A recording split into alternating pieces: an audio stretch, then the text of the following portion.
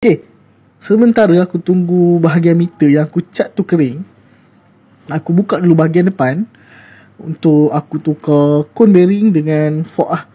Fork kita akan tukar baru dan cone bearing pun kita akan tukar baru. Kenapa kita tukar cone bearing baru?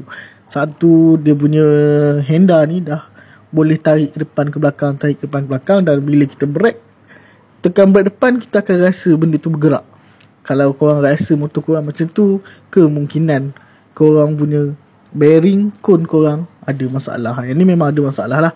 Dia pun dah sadai lama, dan dia cerita kat aku pun dia pernah accident. Okay, untuk steering cone ataupun cone bearing tu, kita akan pakai yang biasa je. Aku ingat hari tu dah cakap dekat customer nak beli yang kat TikTok ni, tapi tak ada layan. Jadi aku beli yang boleh pakai lah, bukannya tak elok, boleh pakai. Untuk fork pula kita tak servis, kita tukar baru je terus. Sebab batang krom dah teruk sangat lah.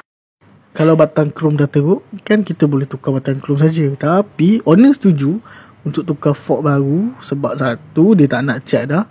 Dan satu lagi, untuk fork ni ada cemer sikit lah. Ada cemer, jadi alang-alang kita tukar je skirter terus, senangkan kerja. Dan untuk skru, kita akan tukar baru juga, yang mana yang karat dan loose. Dan tak lupa juga barang-barang yang lain macam handle, bracket lampu, bracket horn, aku akan cat balik lah supaya pemandangan tu lagi cantik. Meter dah cantik, dan barang-barang lain pun akan nampak cantik juga. Jadi konten kali ni untuk ni saja, kita bahagian kita buka, tunggu untuk next konten, tengok apa pula boleh buat.